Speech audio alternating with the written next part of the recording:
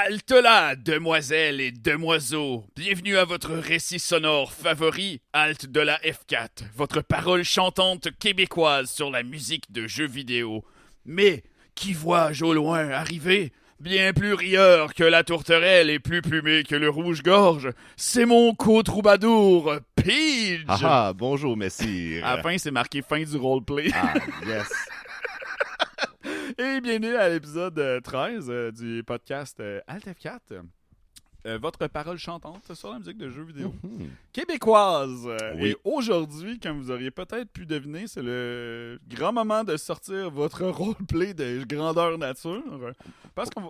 On va le dire tout de suite, c'est l'heure médiévale. On va le dire tout de suite. Ouais, Là. parce qu'on le sait déjà que c'est On l'heure sait déjà que c'est médiévale. l'heure médiévale. Eh bien, on va parler de probablement notre sujet bonbon de l'année qu'on a décidé de vous offrir. On va parler de la musique à saveur médiévale. C'est bien, c'est bien dit. Ouais, cette fameuse époque où les gens mouraient jeunes. Ouais.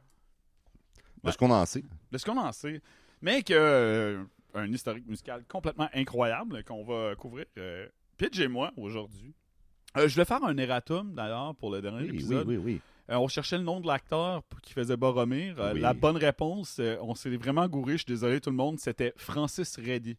Ah, Ouais, right. Celui qui faisait Pete. Oui, c'était juste après son rôle de Pete. Là. Juste après Pete. Il a réussi à décrocher des rôles plus badass. Ouais, il a joué aux côtés de Rémi Girard dans le rôle de Gollum. Serais-tu lui dans le rôle de Gollum? Ouais. Non. Je sais pas. C'est insultant si on dit comme quelqu'un parce que Gollum c'était un bonhomme 3D. Non, là. effectivement. Y a-tu d'autres rôles de personnages de Lord of the Rings? Ah, je qui seraient sais. vraiment des... Hey, c'est qui c'est qui pourrait jouer Gollum? Mathieu Bock-Côté. Ouh.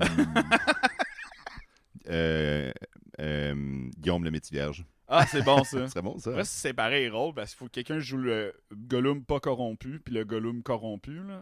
Gollum corrompu, c'est Guillaume le Métis-Vierge. Gollum pas corrompu, c'est Marie-Lou Wolfe. Ah! Hey! Wow! Non, mais c'est avant, là. Non, mais là, pauvre Marie-Lou, là. Non. Là. Bon, on enchaîne-tu un peu, là? Ouais, on s'écarte délivre un, de bonheur, on là, je trouve. s'écarte un peu Ouais. du sujet, mais passons, écoute, au premier extrait de mon co-troubadour. Oui, c'est moi qui commence. Attendez un peu, j'étais pas prêt. Ok, je vous mets ça.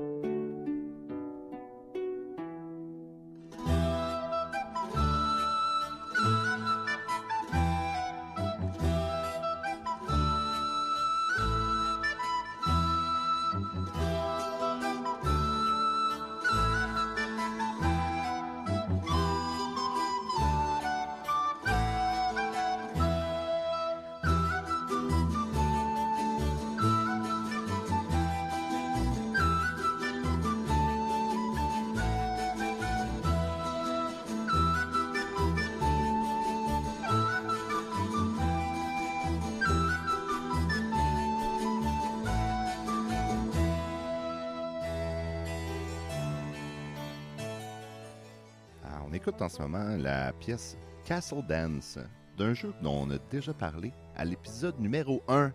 Imagine-toi donc. Ça fait longtemps. Oui, je me rappelle, je pense qu'à l'époque c'était la tune Bard's Tale, mais maintenant donc Castle Dance du jeu Knights of Honor de 2005. Blatty Studios, je n'ai déjà parlé quand même dans le passé, je ne vais pas m'attarder là-dessus. À part que, bon, évidemment, on a déjà parlé de lui. Il commence à être dans notre top 5 des compositeurs, je pense, Borislav Slavov, des top 5 des mentionnés au podcast. Puis, je ne vais pas trop m'attarder sur le jeu, on en a déjà parlé.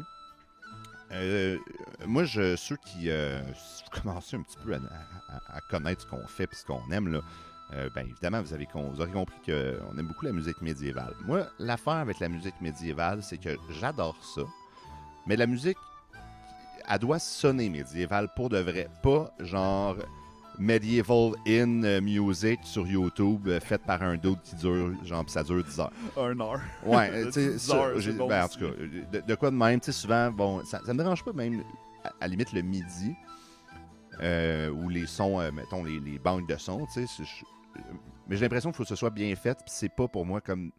Tu sais, il y a le mélange entre notre conception, puis c'est sûr que là, je voulais parler un petit peu de ça parce que j'ai beaucoup de choses à dire sur la musique médiévale en général. Je vais repartir sur la musique. Puis ça, c'en est une. C'est que dans les jeux, souvent qui se passe au Moyen-Âge, la musique va... Évidemment, on veut que ça sonne médiéval, entre guillemets.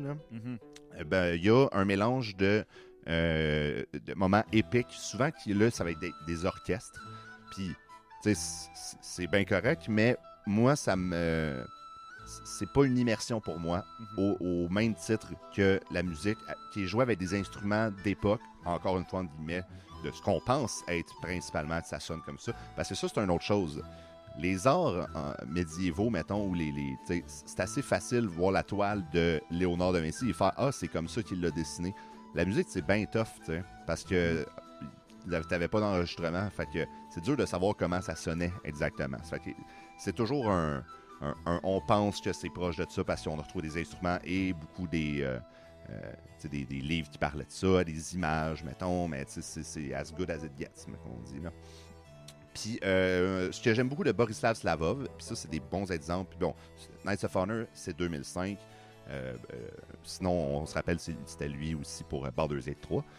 J'ai vraiment full aimé la soundtrack de Baldur's Gate 3. Là, ça paraît que c'est à beaucoup plus gros budget. C'est des vrais orchestres, du monde qui chante, c'est super bon. Puis aussi les petits 18 ans entre les deux, je pense qu'il a réussi à maturer. Là, ça n'a pas fait de tort. Non, c'est vraiment c'est vraiment bon, la musique de Baldur's Gate 3. C'est très musique de film, comme on disait.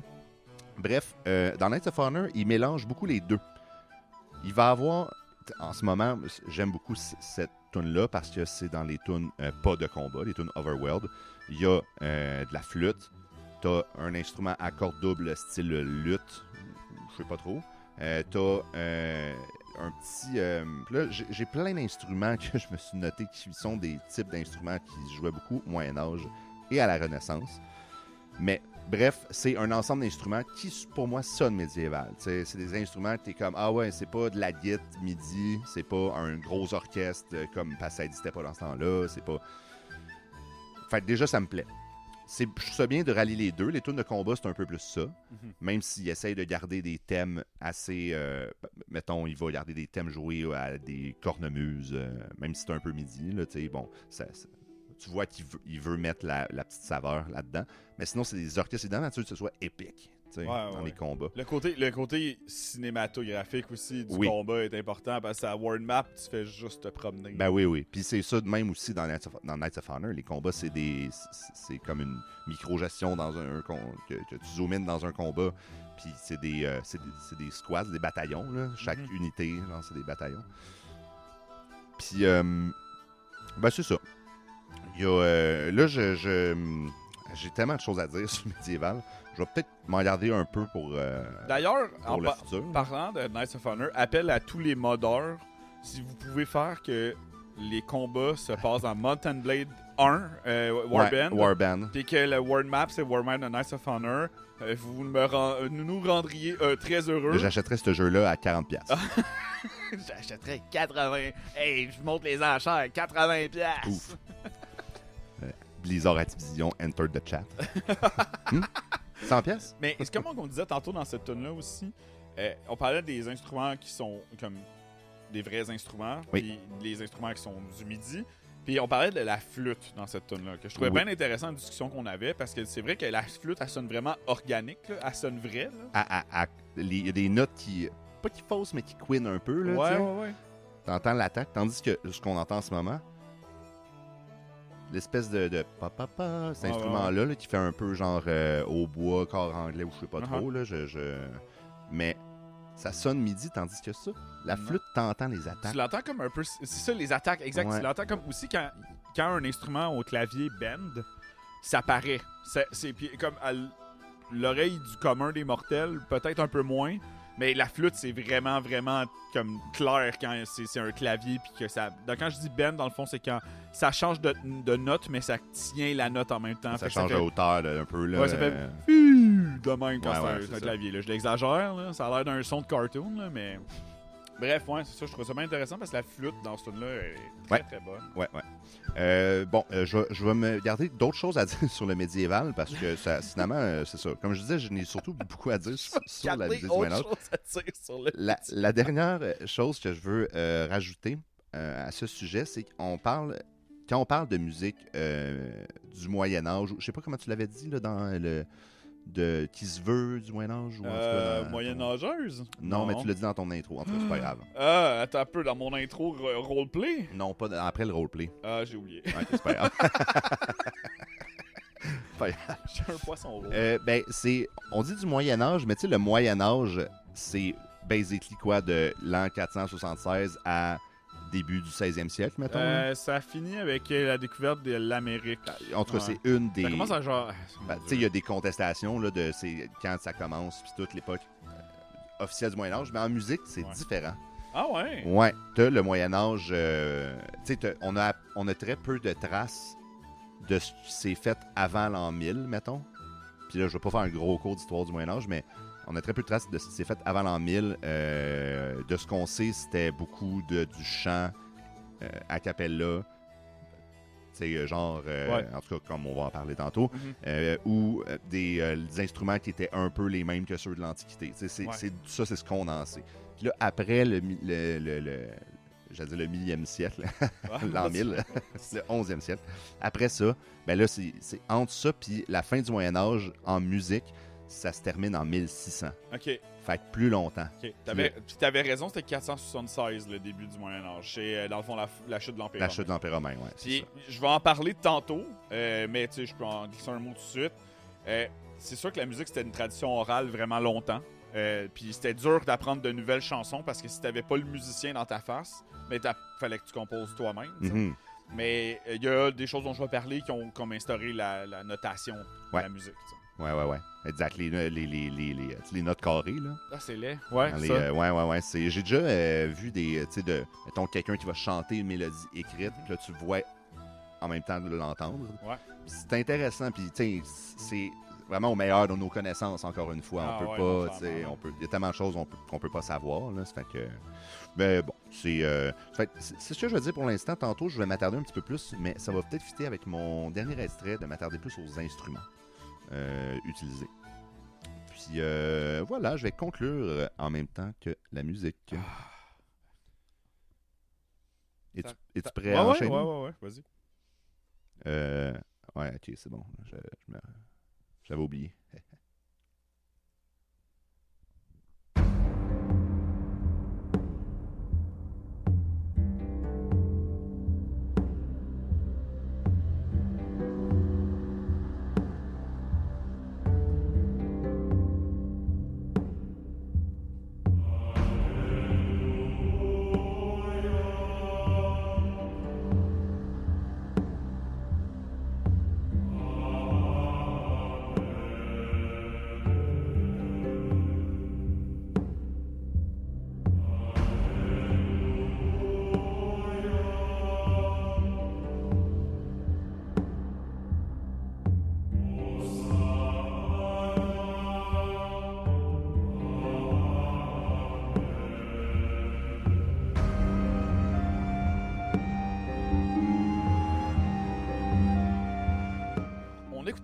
La pièce Amen de Medieval 2 Total War, un jeu qui est développé par Creative Assembly et publié par nos bons amis de Sega en 2006. La musique est composée par Jeff Van Dyke, Richard Vaughan et James Vincent. D'ailleurs, Jeff Van Dyke, c'est lui qui compose la majorité de la bande sonore des Total War. Pas tous, mais une bonne partie d'entre eux. Medieval Total War est un jeu de stratégie tour par tour et de tactique en temps réel. Bon, moi, ce qui m'amène à mon sujet, qui fait suite à ce qu'on disait, la musique médiévale qui est comme... Puis là, je fais ça largement, mais qui est divisée en deux. On a la musique sacrée et la musique profane. À cette époque-là, c'est une dichotomie parce que c'est vraiment deux... C'est pas deux opposés parce que le profane va fouiller dans le sacré, mais pas le contraire. Non, ouais. Parce que vous allez comprendre pourquoi.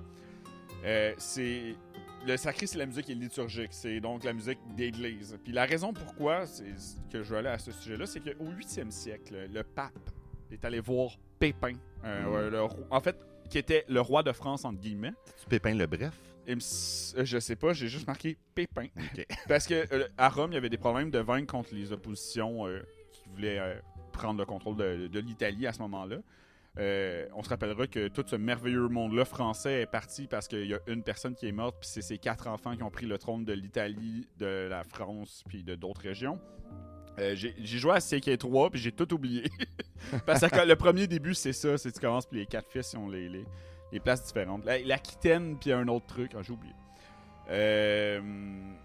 Donc, il y a une relation mutuelle qui commence parce que Pépin va accepter ça. Donc, après ça, Pépin est allé voir son fils Charlemagne parce qu'il voulait apprendre la musique qui est chantée à Rome, le style de chant romain, pour abandonner le style gallican, qui était le style qui était utilisé. Les deux styles vont se fusionner parce que la musique ne disparaît pas comme ça dans la vie Pépin. Et en fait, pour devenir ce qu'on appelle les chants grégoriens. Oui. En honneur du pape Grégoire, qui a absolument aucun fucking rapport avec ça, sauf qu'on lui a attribué ça à Grégoire Ier parce que semble-t-il qu'une colombe lui aurait chanté des chants grégoriens. Ah, sans doute. Fouille-moi ce Sans qui s'est doute passé. Grégoire. Hey, fumait sa petite clope sur le bord de la fenêtre. Il y a une colombe qui arrive qui commence à chanter avec une voix fucking grave. Qu'est-ce que tu fais? T'as slap! Ça fait peur. Ouais. Il avait peut-être mangé du pain de seigle fermenté. Là. Ça rendait le monde fou là, dans le temps, en tout cas. Mais bref, les chants grégoriens viennent de tout ça. Donc, grégorien vient de Grégoire, qui n'a absolument pas tant rapport avec l'histoire. Les chants grégoriens, c'est vraiment une pierre d'assise de tout ce qui est la musique occidentale aujourd'hui. C'est comme l'assise du classique, c'est l'assise de même ce qu'on écoute aujourd'hui découle des chants grégoriens, puis je vais vous expliquer pourquoi. C'était le premier système de notation musicale en Occident. C'était la première fois qu'on se basait, parce qu'avant, comme j'expliquais, on se basait sur la tradition orale. Pour apprendre une pièce, ça prenait le musicien dans ta face, mais les chants grégoriens étaient écrits. C'est ça, les fameuses notes carrées que j'ai dit wash. Oui. C'est cute. Mais c'était très basique. C'était les premières notations musicales qu'on a eues, dans le fond. Les caractéristiques du chant grégorien, je trouve ça très intéressant, c'est en latin, parce que c'est l'Empire romain qui a popularisé le catholicisme, finalement. C'est pas mal grâce à eux que c'était partout en Europe, parce que quand ils ont comme réalisé qu'ils contrôlaient la majorité de l'Europe, puis qu'ils ont décidé de passer de super Jupiter à Dieu, ils ont popularisé tout ça. En fait, c'est juste parce que je pense que tu te faisais buter si t'étais pas catholique. Bref, il y a aussi pas de rythme mesuré, ce qui donne un genre de sentiment éthéré à la musique. Donc, on n'a pas... Il n'y a pas de mesure, il n'y a pas de temps, c'est pas en 3-4, il n'y a absolument rien de ça, il n'y a pas de blanche, c'est juste les mêmes notes tout le temps. Puis c'est ça qui donne un peu, comme je disais, un sentiment éthéré, là, comme aérien, comme j'ai déjà dit. Sinon, c'est une musique évidemment qui évoque un sentiment de vénération et de réflexion religieuse. Moins maintenant, aujourd'hui, parce qu'il y a comme ce qu'on peut appeler des chants grégoriens dans plusieurs jeux, dans plusieurs films, dans plein de choses, qui ont plus pantoute rapport au catholicisme. Genre ça, là. Genre, ben ça, la tune s'appelle Amen. Oui, c'est vrai. Mais si je peux rajouter quelque chose, je sais qu'il y a des caractéristiques du chant grégorien, puis là, c'est ce qui revient joindre un petit peu ce que je disais tantôt sur dans des jeux vidéo, c'est comme de la musique ancienne, moderne, en guillemets, parce qu'ils vont mélanger des éléments qui sont anciens et des éléments qui sont nouveaux. En l'occurrence, des instruments. Ouais, j'allais en parler. Continue. Ah, ben c'est pas grave. Je peux y aller tout de suite avec celui-là. Fait que oui, comme Antoine tu disais, normalement, il n'y a pas d'accompagnement ou d'harmonie dans les chants grégoriens. Souvent, on entend comme dans le grégorien moderne des harmonies, là, mais il n'y en avait pas dans le temps. Tout le monde chantait sur la même note. Je pense qu'à partir de ce moment-là, c'est comme plus appelé du chant grégorien. Non, c'est plus ça. C'est juste la polyphonie. Ouais, exact. C'est ça, c'était de la monophonie dans le fond. C'était pour évoquer l'unité de l'Église. C'était pour ça que tu chantais sur la même note. C'est une mélodie qui progresse en mouvement pas à pas, c'est-à-dire, parce que c'est pas très clair quand tu le dis, chaque note d'une mélodie monte ou descend, puis elle s'éloigne rarement de la dernière note. Fait que dans le fond, si on est en train de faire un mi, mais on va pas aller faire un si. Ça va être un fa ou un sol maximum. Là. Donc, j'avais pris une belle note là-dessus. Les larges sauts sont rares, il y en a, ça existe.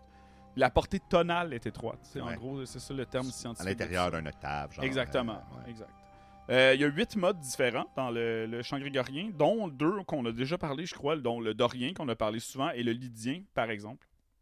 Tu noté les autres modes? Non. Parce que ça doit être les modes de la gamme. Mais il y en a 7. Sûrement. Il y a le ionien aussi. Ionien, c'est le majeur. La gamme majeure. Oui, c'est ça. Dans le fond, c'est le ionien, c'est ça. Genre... J'allais dire. Le ionien qui va devenir le majeur, puis le aéolien qui va devenir le mineur, en fait. Mais je pense que ça dit éolien. C'est vraiment littéralement des cours de littérature musicale que j'ai eu. J'ai pas eu ça, moi j'ai juste... Non, mais pour vrai, tout ça, par exemple, c'est comme sûrement un bon cours que, genre, mettons, que j'avais eu au cégep. Ouais, écoute, moi, si j'ai écouté... Vidéo YouTube. Moi aussi, j'ai écouté un cours. Ouais, c'est ça, tu sais, ça marche. Continue. Donc, tous ces noms-là viennent du grec, parce que c'est les Grecs qui ont inventé... ils n'ont pas inventé la musique, mais qui ont inventé, comme si on veut, les tons, demi-tons. Ce concept-là, c'est eux qui l'ont trouvé. On retrouve des chants grégoriens dans plein de jeux. Là. J'en passe rapidement quelques-uns, mais il y a Halo, Combat Evolved, le premier Halo, le menu que tout le monde se rappelle. Il y a des super beaux covers de moines qui chantent le thème de Halo sur YouTube. C'est complètement insane. Final Fantasy X, parce qu'on peut pas passer une journée sans parler de Final Fantasy. C'est un peu triché, mais quand tu es dans les genres de temples, là, pourquoi aller chercher? Exactement, c'est ça. Parce que c'est triché parce que c'est une femme qui chante. Là, maintenant, c'est pas grave. C'est correct maintenant. Moi, okay? si je peux me permettre, oui, des fois, ça l'est, mais dans les temples...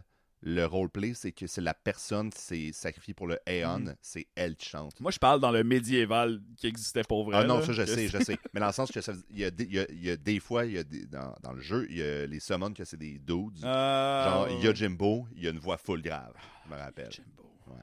En tout cas, bon, mais oui, t'as raison, par exemple, sinon. Bien sûr, le médiéval. Pourquoi les femmes... non, pas les femmes chantent. C'est toutes des sorcières. Franchement. Sinon, pour rapidement passer les autres, il y a Bloodborne, Binding of Isaac aussi, et etc. Il y en a vraiment beaucoup. Et que c'est ça. C'était ma petite chronique sur le chant grégorien. C'est vrai que Binding of Isaac, je pensais pas. Puis dans le je menu, savais que j'allais te pogner avec ça. Je suis pas un fan de la musique en général, mettons des tableaux, mais la musique du menu, c'est vrai que c'est ça. Sur une échelle de Brotato à Nobuo Uematsu, tu mettrais ça où? Probablement à 3, genre. Ok, cool. Ouais, mais là, c'est une drôle d'échelle. Parce que Brotato, je réécoutais, puis je suis comme, ça a son style dont je me fous un peu, mais qui est pas non plus nécessairement à racheter. Tant que t'es en retard à ta job, puis que le métro vient de te passer d'en face, puis que la toune de Brotato commence, à quel point t'es fâché? Ouais, c'est un peu quand même. Ok, mais en tout cas, j'ai terminé, là, on s'échappe encore. Aïe. Ok. Là, pour parler de médiéval, pas de nos histoires supposées de vie qui puissent arriver. Là. Mais sire, vous voulez du médiéval?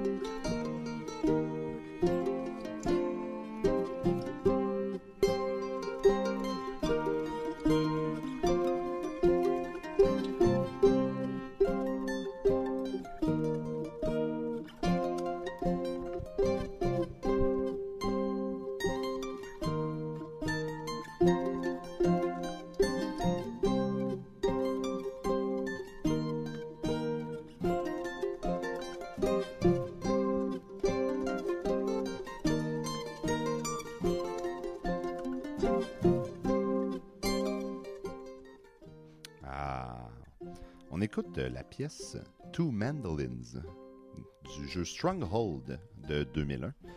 Stronghold Regular Stronghold. Vraiment juste Stronghold. Stronghold Vanille. Stronghold Vanille, le premier de cette série. De Firefly Studios. Le compositeur est Robert L. Uvino, c'est ça. T'en fais pas, je vais scraper plein de noms après toi. C'est pas Nobuo ou un nom keb, j'ai de la misère. C'est un... le jeu, vite, c'est un RTS, donc un jeu en real-time strategy, un jeu de stratégie en temps réel. C'est un jeu de conquête et d'expansion.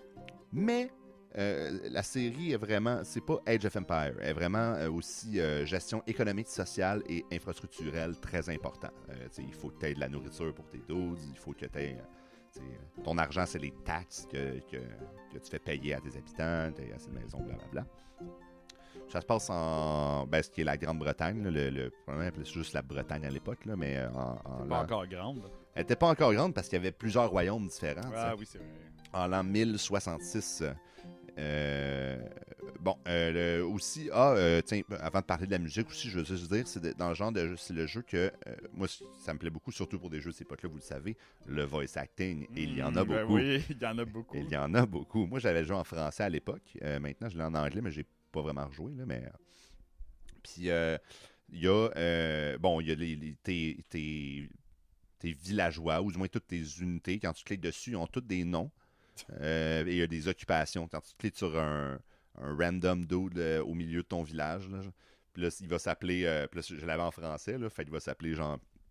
Edmond Taillefer, le forgeron. Là. Puis là, il va dire « Bonjour, monseigneur! » C'était vraiment nice. Ça, nos voix de grandeur nature. Ouais, nos voix de GN de quand j'avais 16 ans. Je pense que ça va être ça le cover de l'épisode. Je pense que j'ai une photo de toi et moi dans un GN. Je vais mettre ça. On va voir ça. On va s'en reparler. Okay. C'est ça. Puis, il y a aussi des ennemis comme le AI, dans le fond, là, quand tu te bats contre l'ordinateur. Ben, au lieu de niveau de difficulté, c'est des personnages qui ont des styles de jeu différents. Fait qu'il y en a qui sont vraiment faciles, il y en a qui sont super tough. Puis, c'est des personnages dans le lore du jeu. Ça, j'ai toujours trouvé ça. Puis, mettons qu'ils t'attaquent. C'est comme il va avoir un message. Puis là, c'est comme s'il t'envoyait un genre de. Un SMS. C'est comme s'il t'envoyait un message vidéo, là, genre une story, là, genre littéralement. Là. Ouais. Moi, je me rappelle du rat. Je m'en suis noté pas toutes, mais quelques-uns. Il y a le rat, en parenthèse, Duc de Puce. Il y a tout le temps une petite joke. C'est le Duc de Puce, son vrai titre, mais les gens l'appellent le rat. Parce qu'il est comme, c'est le plus poche, puis il parle comme un rat, puis il est tout petit, puis en tout cas. Il y a le serpent, Duc de Beauregard, traître et manipulateur. Il y a le porc, Duc de Truffe, qui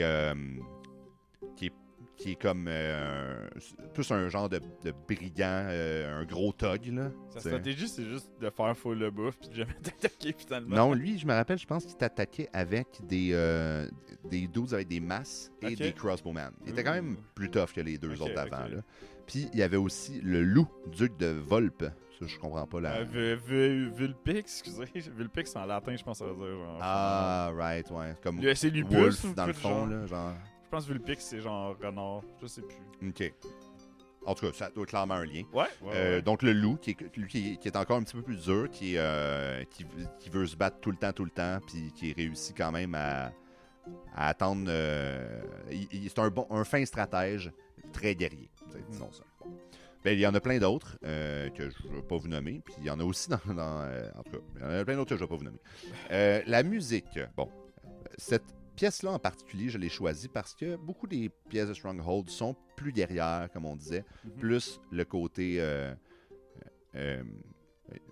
gros orchestre qui va jouer des thèmes vaguement médiéval ou quand même médiéval, mais qui va miser sur le épique.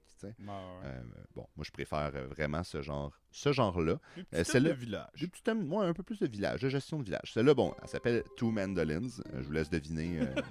Pourquoi? Moi, je pensais qu'il aurait pu briser les expectations, puis à la fin, il y a une troisième mandoline qui Puis en plus, dans la soundtrack, il y avait la tune Castle Jam, je me rappelle, qui est à peu près la même affaire que ça, mais joué avec un peu d'autres instruments ou de la forme, mais c'est le même thème. C'est les mêmes affaires, ouais. En tout cas, c'est pour ça que je dis, il récupère un peu, je suis allé écouter, mettons, la soundtrack de Stronghold 2, et c'est pas mal la même. OK. Fait que, bon, c'est correct, là, I guess. C'est des... bon, ça, c'est à la mandoline. Ce thème-là est joué à la mandoline. Évidemment, c'est Dorien as fuck. Ça sonne médiéval. Ça, c'est la première affaire. Dorien as fuck, ça sonne médiéval. C'est un bon nom de band médiéval, Dorien as fuck. Dorien as fuck. Si vous nous le volez, là, c'est pas grave, on vous le donne. Là. Ouais. Mettez-nous dans le copyright. Là, c'est ça. Remerciez-nous dans vos albums. Ouais, s'il vous plaît. Oui, puis c'est... Bon, c'est vraiment 2 mandolines. Je suis pas contre le fait que la mandoline, que les instruments à cordes pincées. Puis là, je vais peut-être commencer à m'attarder un petit peu sur les instruments. On va en reparler en futur. Il y a beaucoup d'instruments joués au Moyen-Âge et à la Renaissance. Il y en a vraiment, vraiment beaucoup. Je m'en suis noté quelques-uns ici. Parce que ça fait un petit peu le tour, là, du moins des familles d'instruments. Puis chaque instrument, là, au début, je pensais me préparer des extraits. Puis j'étais genre, hey, fuck off. Là, juste aller googler, là, rendu là. Il y a plein d'affaires sur YouTube. Ça. Donc, maintenant, ce qu'on entend ici, c'est là, des mandolines. Il y a beaucoup d'instruments à cordes pincées. Au Moyen-Âge, différents. Le plus commun, c'est le luth, qui est, je pense aussi à cordes doubles, comme ça, comme la mandoline, mais je ne suis pas certain. Ce qu'on entend en ce moment, c'est définitivement des mandolines modernes. Au sens où ça sonne médiéval à cause de... Un bout, je me demande s'il n'y avait pas eu 3 mandolines. Il y avait genre 2 mélodies, puis un accompagnement. Oh non! Attends, je vais le remettre. Ben, tu sais, tu peux faire plus qu'une corde sur ta mandoline, là. En même temps, Ouais. C'est pas interdit, là. c'est pas interdit, mais c'est tough. Accord et mélodie. 2 mélodies. En tout cas, peut-être moi qui est fou. Je pense que t'es fou. Peut-être moi qui est fou. Anyway. Non, monsieur Il y le a aussi- troubadour, il y vous a avez pas aussi- le droit. Il y a aussi d'autres instruments avec 2 mandolines. Il y a des petits Ouais. genre violon qui accompagnent. Ouais. Puis tout bon. Fait que pour moi, ça sonne comme des mandolines très, très modernes, mais reste des instruments à cordes doubles. Ça apporte une résonance qui va souvent faire un petit peu, je n'ose pas dire médiéval tout le temps, là, mais un peu quand même. Moyen-âgeux. Moyen-âgeux, il y a un petit peu... Bon, il y a ça, il y a la mandoline. Il y a, par exemple, aujourd'hui, il y en a qui connaissent mettons, le bouzouki, surtout le bouzouki irlandais, Ouais. là, Oh, dans ouais. le trad, c'est assez répandu. C'est comme une grosse mandoline. Là. C'est accordé de la même façon, mais ça part pas de la même note, c'est juste plus bas, plus gros. T'as des instruments comme la guitare 12 cordes, c'est souvent des cordes doubles. C'est souvent plus connoté. La guitare 12 cordes, ça a plus une connotation genre harmonium, là, genre années 70. Mais reste que cette résonance-là des cordes doubles va apporter ça. La mandoline, ça marche très bien. C'est une petite mélodie comme ça, assez smooth. Vite, je vais y aller avec les instruments médiévaux, là, j'en parle. Donc, dans ce que je me suis noté, j'ai parlé du luth. Dans le luth, je vais regrouper les instruments à cordes pincées comme ça, de cette façon-là. T'as tout ce qu'ils appelait les vielles à l'époque, qui était pas mal le violon, l'ancêtre du violon. Ça a c'est une famille d'instruments, encore une fois, là, t'en as plein de différents, mais ça a souvent une sonorité un petit peu plus douce que le violon. Il y a, mettons, comme la viole de gambe, par exemple. Je sais pas si tu as déjà entendu ça. C'est un instrument qui joue un peu comme le violoncelle, mais c'est médiéval, semble-t-il. Puis, fait qu'un genre plus gros violon, en guillemets, là, tu sais. Le violon plus grave, c'est très doux. C'est plus doux que leurs cousins descendants leurs cousins modernes. modernes. Parce que c'est vraiment comme si, en tout cas, cette famille-là, les 4, le violon puis les 3 gros violons. Oui. C'est quoi, c'est violon, cello, contrebasse? Puis, non, c'est violon, alto. Alto. Qui ressemble vraiment à un violon, c'est juste un peu plus gros, mais ça se joue de la même position. Violoncelle, contrebasse. Ok. Leurs attaques sont plus fortes, c'est ça. C'est comme quand c'est plus stringent, c'est pas du tout le bon mot, là, mais Qu'à l'époque. qu'à version médiévale. Oui, exact. Leur attaque est plus forte, mais ils ont moins de défense. Aïe, aïe. Les combats d'instruments, là. Beaucoup d'attaques, peu de damage, mais beaucoup d'attaques. Les combats de jeux vidéo, si vous entendez ça, là, vous pouvez nous la voler, elle aussi. Sûrement que Crypt of the Necrodancer ferait ce genre d'affaire qu'il ferait. Là, donc, c'est ça. Bon, ça, c'est les vielles. Il y a évidemment des harpes. La famille des harpes, ça existait. Là, il y a... je me suis mis les flûtes en général. 2000 types de flûtes différentes. Il y en a tellement. C'est ça. Ouais. Mais je les sépare en ce qu'il y a les anches. Donc, les anches, les petits bouts de bois là, qui sont... qu'il y a, par exemple, dans les instruments modernes, les instruments à anches simples, ça va être la clarinette, le saxophone, par exemple. Et les anges doubles, donc le hautbois et basson et corps anglais et ces choses-là.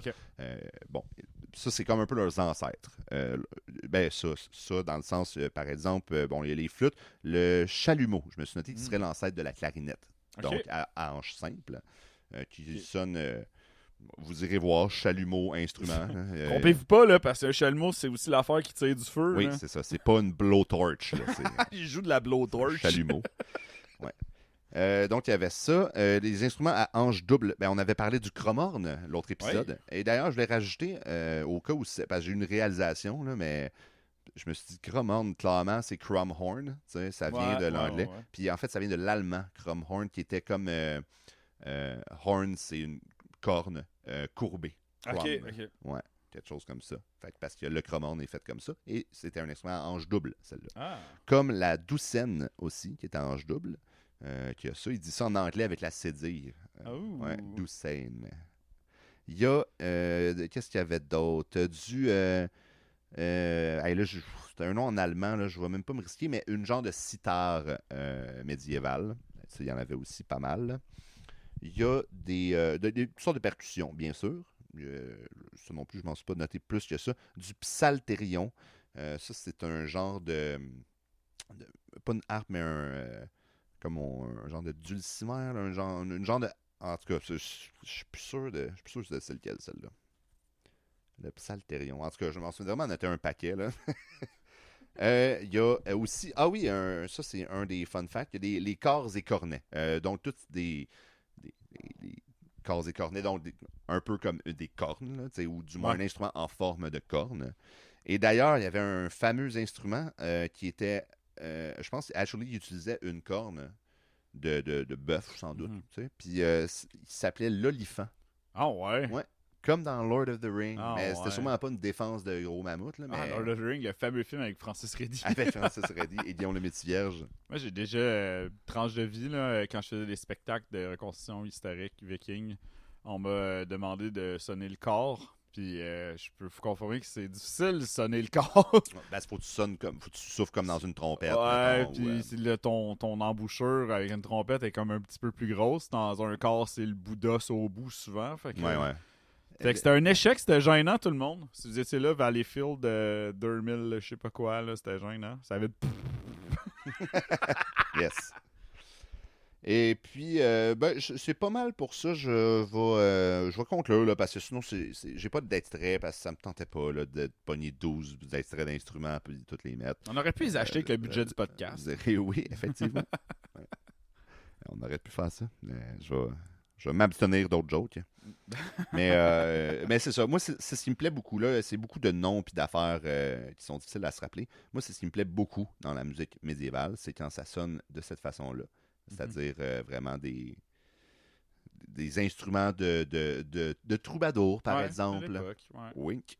Ah, Un peu, j'ai fermé la page. j'ai des tout extraits, vu là. ce que t'as fait. Ouais, je suis pas. Ça, c'est un bon moment de qualité. Je suis un vrai boomer. Aujourd'hui, j'ai pris un screenshot de mon cellulaire, je suis pas mieux. Par erreur, là. Je sais comment le faire. C'est comme P, on dirait. Ouais. Mais là, je me rattrape. Es-tu prêt à enchaîner? Oui.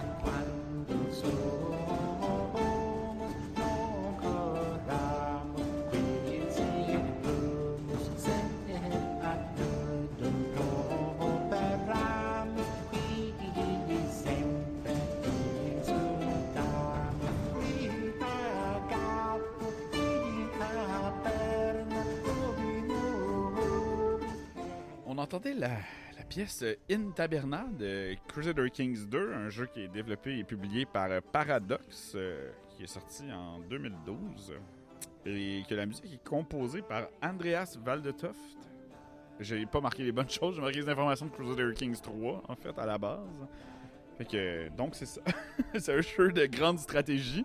Ce mot qui veut dire très peu de choses. Grand. De grand strategy. Donc les jeux dans la famille de...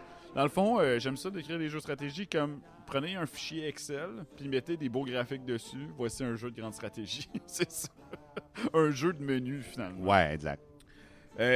Ça va me permettre aussi, dans le fond, de parler de la deuxième partie de la musique médiévale, ce qu'on appelle la musique profane. Et non pas parce qu'elle est une musique de magicien, j'aimerais ça que ce soit ça. C'est vraiment l'inverse de ça. C'est juste, exactement. On est dans l'inverse sacré. C'est représenté par les troubadours, et j'ai aussi le féminin, le troubadour, Troubaïvitz. Et les trouvères et les trouviers. Donc, en fait, la différence entre les troubadours et les trouvères, c'est que les troubadours chantaient en hoc, qui était le vieux français, l'occitan. Ouais, dans le sud. Et dans le sud, et les trouvières chantaient en oi, qui était le nord de la France. Mm-hmm. Donc, c'est des poètes musiciens. Non seulement qu'ils font pas juste interpréter, c'est leur chanson, c'est leur composition qu'ils faisaient. C'est beaucoup axé sur l'amour courtois. Là. C'était genre le sujet générique, c'était de... Puis tu sais, pas de cet homme désire cette femme, mais la personne qui compose la chanson va chanter pour la femme en bout de ligne. Va chanter son amour pour elle. C'est eux qui ont participé d'ailleurs à la notation la notation mesurée. Donc on parle des mesures, dans le fond. Le système 4x4, parce que, comme je disais, le chant grégorien n'avait pas ça. Le premier troubadour serait... Aujourd'hui, c'est juste des cours d'histoire que j'ai pas fou. Ils ont tous des cool noms en plus. Comment il s'appelait, lui? Le premier troubadour, c'était... Non, c'est plate. Et Guillaume IX d'Aquitaine. Ah, okay. Et le premier poète connu aussi. On lui attribue 11 chansons. C'est aussi... Puis ça, c'est parce que j'ai joué à Civilisation 6.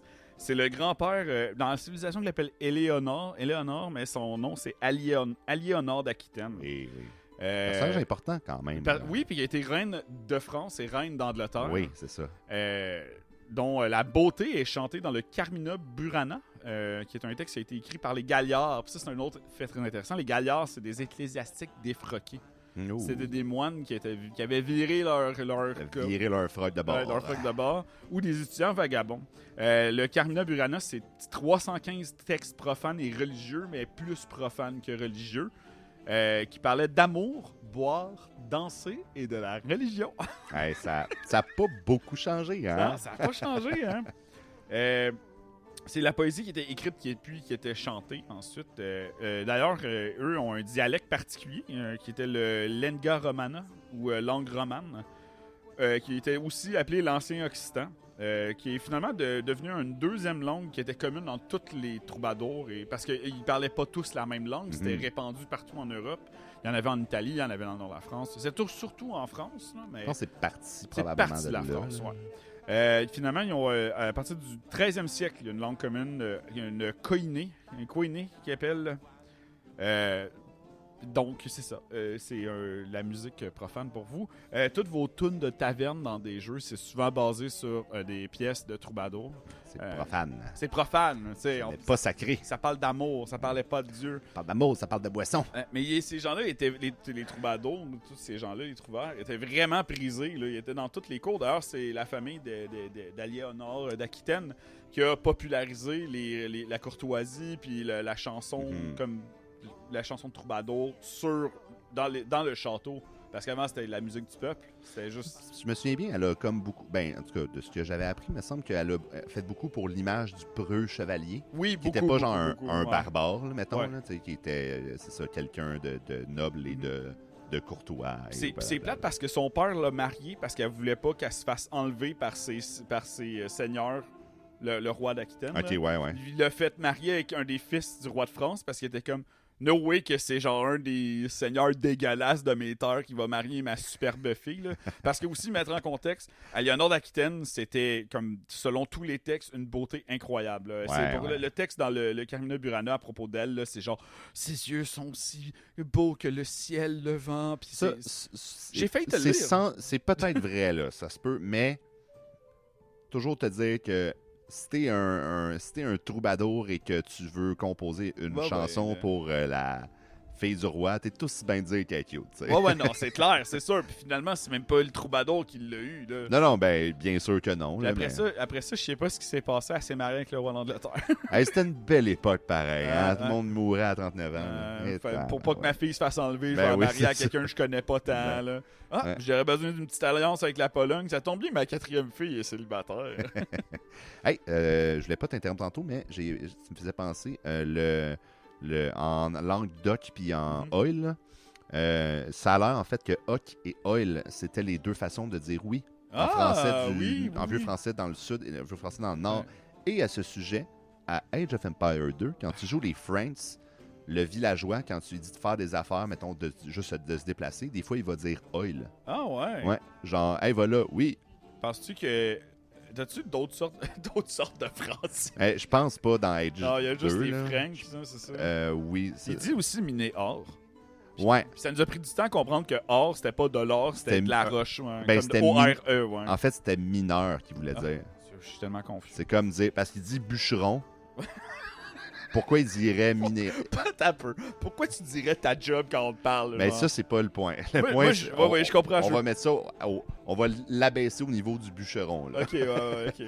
Fait, si tu dis ta job quand tu vas l'envoyer, c'est un peu comme, hey, toi, tu vas aller faire ça. Ah, tu veux que je sois bûcheron? Ok, c'est bon. Ah, tu veux que je sois un minéor? Tu sais, un mineur. Hey, excuse-moi, Max, tu pourrais-tu aller couper le poulet cuisinier? C'est cool, pareil. Hein? C'était cool, le Moyen-Âge. T'avais juste besoin de dire ta job. Ok, ben ouais. Là, comme d'habitude, on s'écarte. Fait que c'est le moment de passer à un prochain extrait. Ah! Je veux aussi dire que ça m'a... j'aime tout à fait dans mon genre de musique que j'aime bien. C'est bien écrit, je trouve, pour la musique médiévale. Oui, simple, mais bien écrit. Et la voix m'a désarçonné. Je m'attendais pas à ce que ça se mette à chanter. Avoue, et ça me plaît. Ah, j'aime ça quand il commence à chanter. C'est en plein milieu. Ça me plaît énormément. Puis... Je sais pas si c'est comme une langue ou c'est comme parce que des fois les compagnies inventent de quoi, mais c'est paradoxe, ça me surprendrait. Parce que quand ce soit legit, que ce soit pas legit. Ouais. Parce que quand ils ont sorti dans Crusader Kings 3, parce qu'au début, je suis supposé parler de CK3, puis j'ai décidé de parler du 2 finalement. Ils ont sorti une grosse expansion sur la Perse, dans le fond. Mm-hmm. Puis la personne qui a composé la musique, j'ai son nom d'ailleurs, que je vais sûrement battlé comme d'habitude, qui est Hukan Glante, un Suédois. Lui, quand il a fait la musique pour ça, il a engagé juste des instrumentistes et des chanteuses iraniens, là, qui est comme qui était Feu la Perse avant. Là. Ouais. Puis il y a eu un gros travail de recherche derrière. Puis tu sais, souvent, puis j'en venais avec ma dernière section. Mais tu sais, souvent, c'est comme pas représentatif, la musique dans des jeux, là, je veux dire, comme des tunes de désert, là, genre, tu sais, comme c'est pas représentatif de la culture d'où que ça vient, finalement. Ouais, c'est une généralisation, souvent. Exact. Puis Paradox, eux, je pense qu'ils sont un peu à cheval là-dessus, puis ils veulent vraiment pas que, tu sais, ils veulent l'expérience historique aussi, là, ouais. Tu sais, genre, le jeu ne l'est pas, en bout de ligne, là, parce que tu fais... C'est pas arrivé, ces affaires-là, mais ça se veut... Il n'y aura pas de roi nudiste, là, genre, dans l'histoire, c'est peut-être arrivé, là, ben, tu sais, je veux dire, ça arrivera pas, le roi nudiste incestueux, là, genre, c'est juste dans incestueux, par exemple, je te confirme. Ouais, ça, c'est arrivé, ben oui. Ah, c'est vrai, c'est qui? C'est le roi en Espagne qui était tellement rendu difforme, parce que les autres croyaient à, genre, leur... Non, le sang, faut que ça reste dans la famille. Il était comme infirme, en fait. Ah ouais, il pouvait pas marcher, ouais. Oh my God, c'est absolument terrible. C'est cool, le Moyen-Âge. C'est cool, prochain extrait. Moi, je veux juste vous dire, si vous connaissez le principe, ça, c'est mon extrait bonbon. Pour plein de raisons dont je vais vous parler.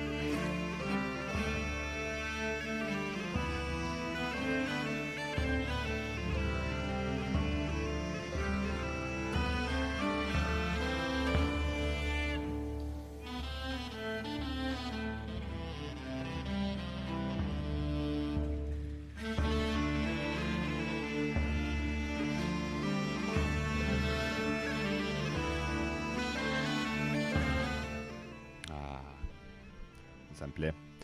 C'est la pièce qui s'appelle Tidal Sequence. Très bon nom, n'est-ce pas? Très médiéval. Oui, très, très médiéval. C'est du jeu Pentiment. Je ne sais pas si je le prononce comme du monde, mais on va dire Pentiment, de 2022. Bon, rapidement, le jeu, c'est un RPG narratif très basé sur le développement de personnages et où on incarne Andreas Mahler, qui est un artiste, quelqu'un qui fait des enluminures, des super beaux dessins dans les textes de moines et tout ça. Là. Puis il enquête sur le meurtre prémédité d'une personnalité connue, dont un de ses amis est accusé, puis qui pense que c'est pas vrai. Puis c'est ça la base, et c'est assez open, tu peux vraiment, bon... ça se passe en Bavière du 16e siècle. Puis ça, c'est ce que je trouvais intéressant. Le style du jeu, esthétiquement, est vraiment... C'est inspiré de manuscrits de la fin du Moyen-Âge, d'impressions et d'enluminures, de gravures dans le bois. Tu sais, c'est vraiment... Tu le vois, puis ça a l'air de l'art médiéval. Okay. Là, et il y a cette musique-là. Ben, ça, c'est le titre, mais toute la musique du jeu, elle sonne comme ça. Puis ça, c'est mon coup de cœur, ben, parce que je connaissais pas ça. Déjà, c'est le seul jeu que j'ai pas joué, dont j'ai parlé, et que je l'ai mis direct dans ma wishlist. Puis, je l'ai pas dit, c'est Obsidian Entertainment qui a fait ce jeu-là. Obsidian! C'est quoi d'autres qu'ils ont fait? Mon Fallout préféré.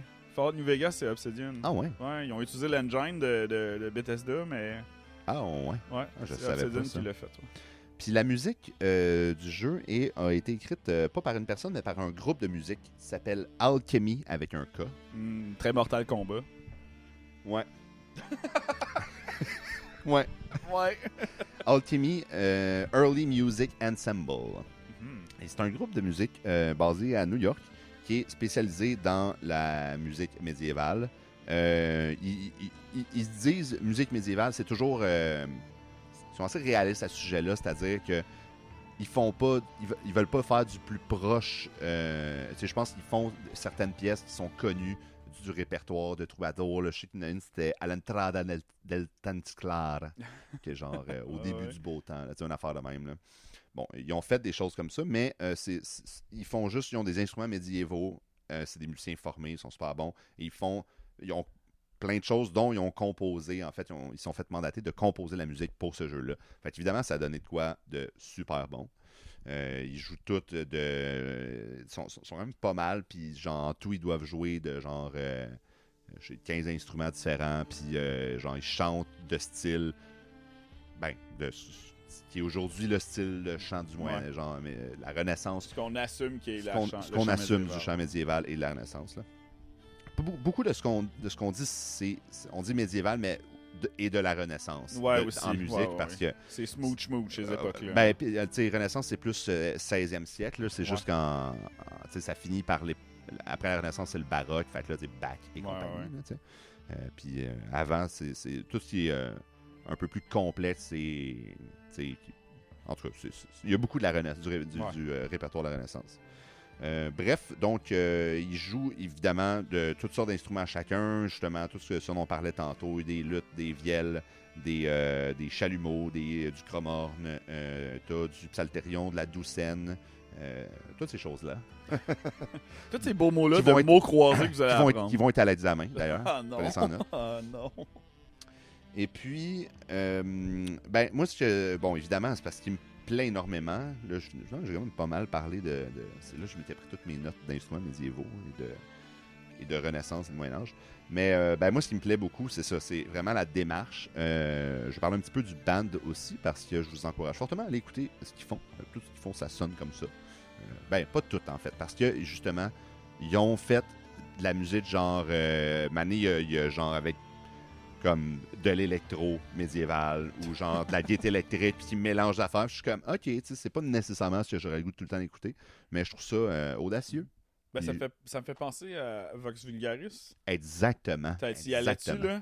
là? J'étais pas sûr d'en Ouais. parler, Ok, mais ben, parce que j'ai Vox- rien d'autre à dire sur Vulgaris. Je sais mais pas si c'est français ou c'est c'est américain. c'est européen, je pense, mais je pense pas que ce soit français. Mais Vox Vulgaris qui se veut être une musique à saveur médiévale, mais tu sais, comme la tune qu'on aime tous, que j'oublie le nom parce que C'est Rocatank. Rockatone, C'est des compos, en fait. c'est ça, c'est des compos parce que cette tune-là a la rythmique de reggaeton, là, c'est ça? Ouais, exactement. Le, ouais. le poum, pa, poum, pa, poum, pa, poum, Ouais, pa, mais ça, là. médiéval. Mais médiéval. Ouais. Puis, dans le fond, ce que j'allais avec ça, c'est ça.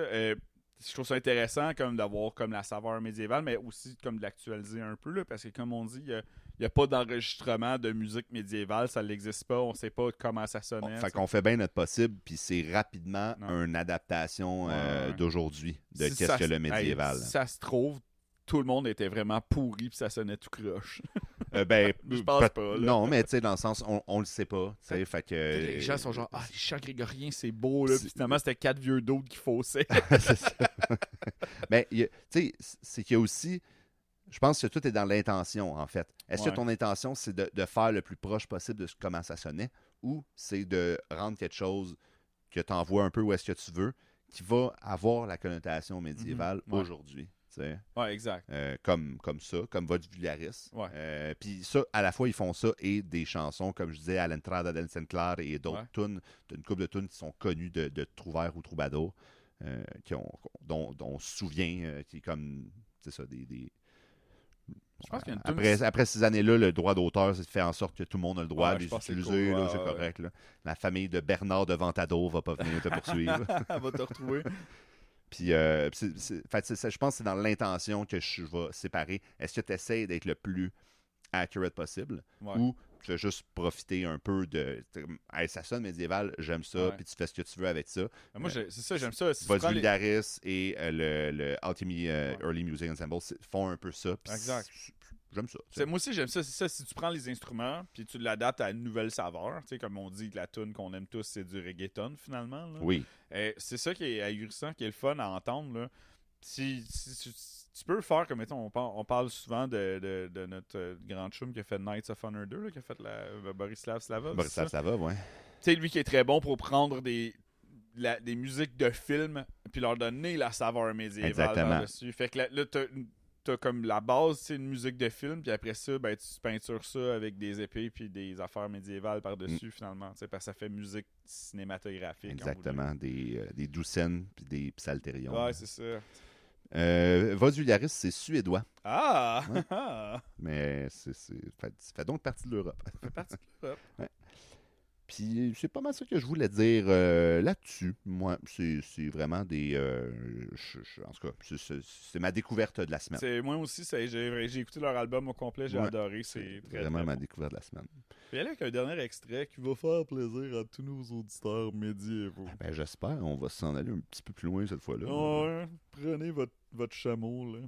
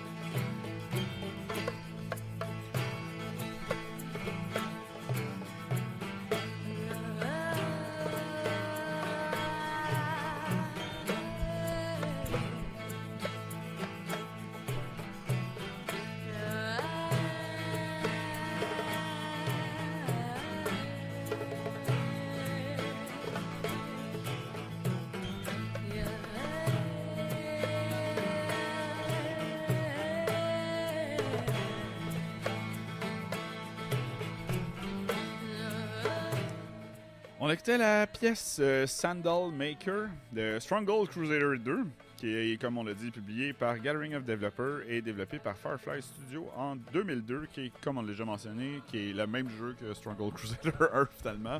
La même soundtrack. La même bande sonore, qui est un jeu de stratégie en temps réel. On a une musique qui n'est pas européenne, très proche, comme on est proche parce qu'on est dans le monde arabe. Qui a été beaucoup plus diversifié que nos amis de l'Europe, parce qu'on avait le choix entre religion ou amour courtois. Eux avaient une bonne diversité, et je m'excuse tout de suite pour mon terrible arabe. Je vais faire mon possible. Hey, mon ancienne collègue marocaine, elle aurait pu me donner des trucs en ce moment. Donc, le premier, c'est le Ouda, qui veut dire le chant du chamelier. Un personnage central de la vie économique de l'Arabie, comme vous pouvez comprendre. Le chamelier, l'homme des chameaux, qui est le seul moyen de se déplacer vraiment vite. Dans l'Arabie pré-islamique, il y a le nasb, qui est un chant d'amour ou de mariage, qui est dans la même famille, I guess. Mais il y a des mariages que les gens s'aiment pas. Hein. Le hazaj, qui est un chant léger pour danser. Le sinad, un chant sérieux. Puis c'est pas d'autre chose là-dessus, sauf que c'est un chant sérieux. Genre annoncer des mauvaises nouvelles, que tu as eu un D à ton examen de philo. C'est tous des chants, là, en plus. Il y a beaucoup de chants, mais je vais expliquer pourquoi après. Il y a le Guina al-Rakban, le chant des voyageurs, et des élogies funèbres, des chants de guerre et des chants rituels. Donc, vous avez compris qu'il y a beaucoup de chants, comme Pitch a pu remarquer. L'emphase de la musique arabe est beaucoup sur la voix. Puis dans la musique arabe, les femmes peuvent chanter aussi. Ben oui, à cette époque-là. Les femmes. Ouais, le chant qu'on appelle le algira, qu'on considère comme un instrument à part entière dans la musique, mais qui en est un aussi pour le médiéval occidental, mais qui était vraiment, vraiment importante dans la musique arabe. La musique, elle, est traitée plus comme une science, comme les mathématiques. Le berceau des mathématiques, c'est l'Arabie, d'ailleurs, si vous ne le saviez pas. Byzance et tous ces mondes-là. Par contre, je vais quand même faire une petite parenthèse, je vais quand même passer au même sujet, mais en Europe. On va retourner un peu. Parce que, si vous ne le saviez pas, l'Espagne n'a pas toujours été occidentale. Au début, c'est-à-dire en 711, toute la péninsule espagnole était occupée par les peuples qui étaient islamiques, dans le fond. Ça l'a changé. Les Almohades, genre? Les Andalous. Ils appellent ça Al-Andalus. C'était le nom de l'Espagne à ce moment-là. Jusqu'en 1498, qui devient la simple région de la Grenade, qui est au sud. Quand il y a eu la Conquistador. C'est pas ça, la Conquistador? Je sais plus c'est quoi le nom, mais quand l'Europe. En fait, l'Espagne chrétienne a repris le contrôle de toute la place. C'était un monde qui était vraiment spécial parce que c'était un peu séparé de l'Europe qu'on connaît, occidentale, médiévale, mais aussi de ses origines comme islamiques classiques, parce qu'elle était comme vraiment à elle seule, avec les îles Canaries, entre autres, qui faisaient partie de ça. Ça a créé vraiment une culture qui était comme riche et unique, qui tirait des deux ensemble, parce que, tu sais, ses voisins, c'était la France, le sud de la France, donc on parlait d'amour courtois, de ça.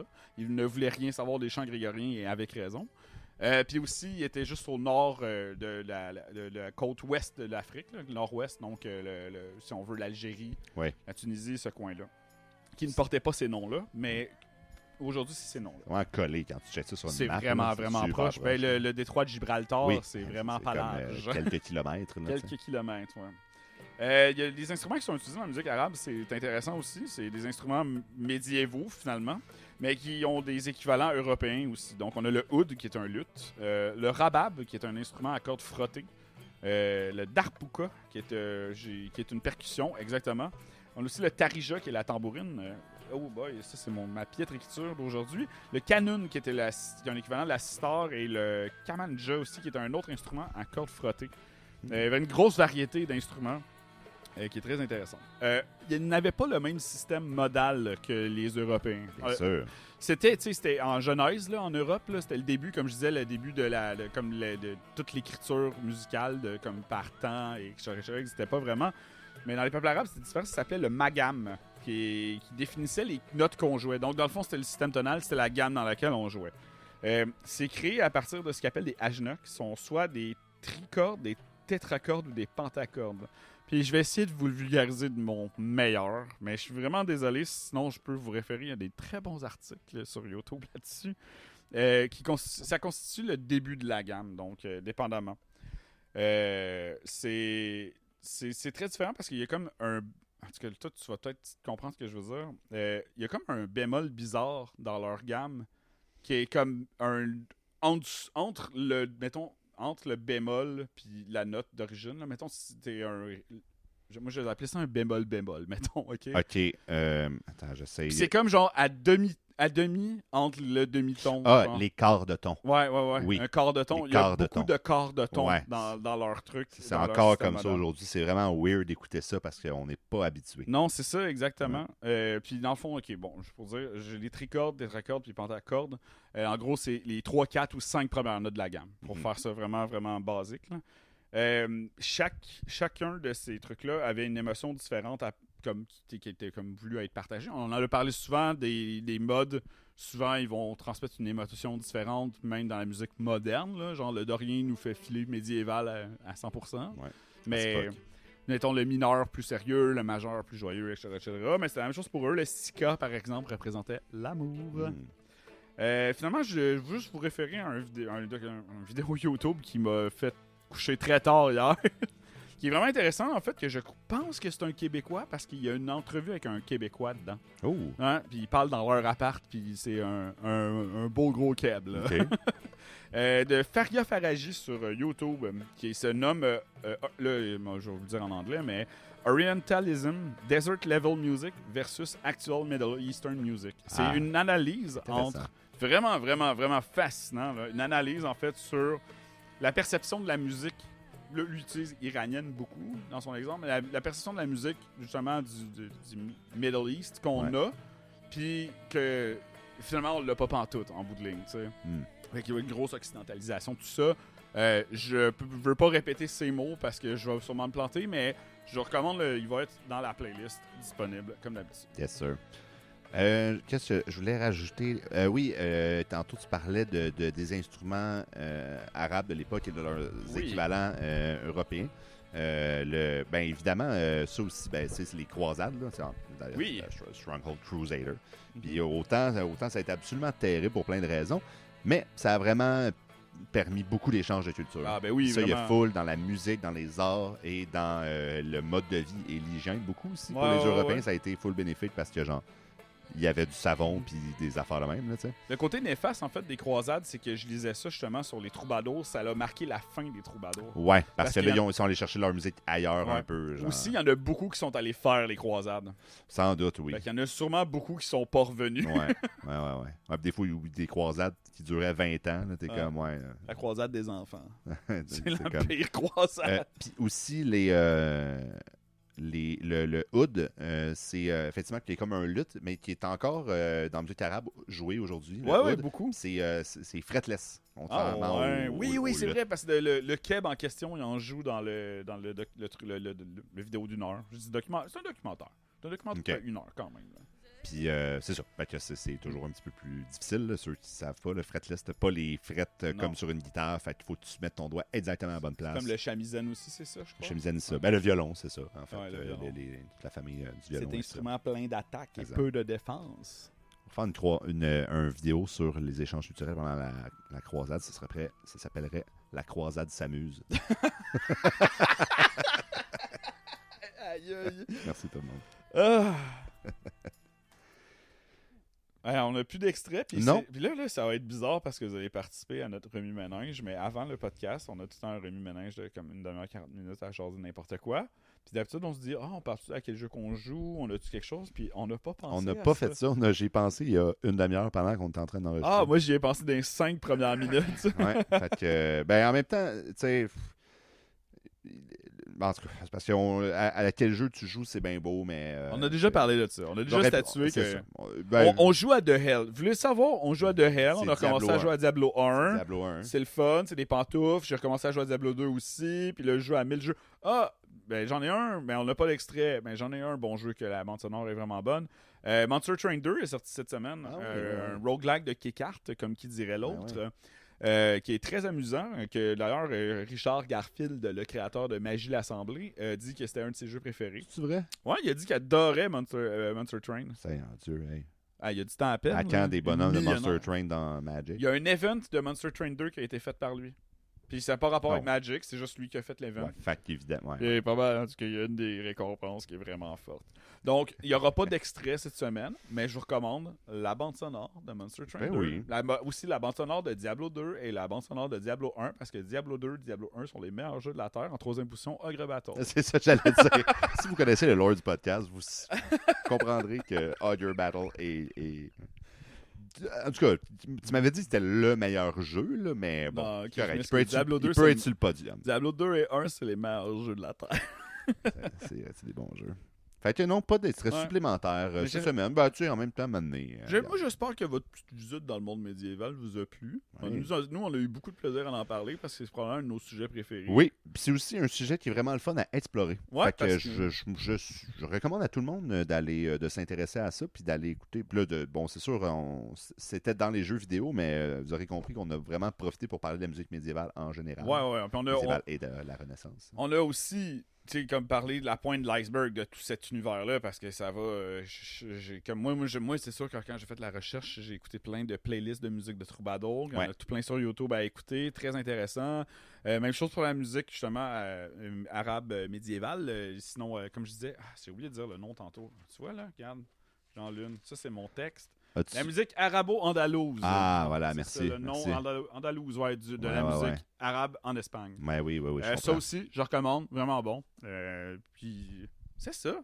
On a fait le tour de nos sujets médiévaux. Ouais, pas mal. Est-ce que tu as écouté un petit peu du Clément Jeannequin? Oui, Non. Il y avait une couple, c'est un. Je sais pas si c'est un trouvère ou troubadour, là, mais de cette époque-là, là, il y a une liste de noms qu'on a encore aujourd'hui qui sont liés à du répertoire. Que j'avais tout découvert dans mes cours de littérature musicale au cégep. Puis lui, je me rappelle qu'il était drôle. C'était évidemment de la musique profane qu'il faisait. Très bon, ça. C'est très bon. Puis qu'est-ce qu'on parle quand on parle de musique profane? Des femmes et de la boisson, On d'habitude. parle de sexe. Il avait fait une toune qui s'appelle Du beau tétin. Et ça parle de belles poitrines de femmes. Ah, Puis c'est genre de la belle polyphonie de la Renaissance. c'est ou de je la sais pas trop, polyphonie. C'est de la polyphonie. Wow. Oui, vous irez écouter ça. c'est beau tétin. Je te l'enverrai. Oui, écoute, je vais mettre ça super. Ouais. Je vais blaster ça super fort dans mon char en rentrant à la maison ce soir. Comme quoi, ça fait peut-être 500 ans, le monde change pas Ouais. tant que ça. Exact. Alcool, tétin et danse. C'est juste qu'à cette heure, on meurt pas à 39 ans, fait qu'on peut chanter sur du beau tétin jusqu'à l'âge de 90. Eh ben, c'est ce qui conclut notre épisode, je Ça pense. conclut l'épisode. Je voulais parler de grandeur nature, mais on va se le garder pour une autre fois. Peut-être, c'est vrai. Une autre fois. On va reparler de médiéval. Le un jour. médiéval est sans fin. Puis, je voulais dire, comme d'habitude, on est tout le temps en train de dire on aurait pu parler de ça, mais on parlerait pas. J'ai pas touché à la musique de taverne parce que je me suis dit on pourrait faire un épisode là-dessus. Oui. Mais là, il y a en tout cas. La ligne elle peut être fine La ligne entre les est. deux. Ouais. Ouais. Mais tu sais, là, il s'en vient tard dans l'année. Là. C'est vrai. C'est... C'est vrai. En tout cas, Bon, ben, je pense qu'on a fait le tour de ce qu'on voulait dire. on est rendu à se regarder puis à chercher nos mots. Ouais, on a fait le tour. Allez faire des grandeurs nature en tant qu'adulte. Je vous confirme que c'est pas décevant. J'ai eu beaucoup de plaisir. Et pas à qu'on s'attend, mais Non, on allez, n'est pas déçus. Si vous le faites, arrangez-vous que ce soit un grandeur nature pour adultes. Parce que quand il y a des enfants, tu peux pas les fesser quand t'as 37 ans. Exact. Bon, puis, ben, c'est ça. Lâchez pas la musique médiévale et on se revoit. Ben, on se revoit pas vraiment, mais on se réentend au prochain épisode. Au revoir. Au revoir.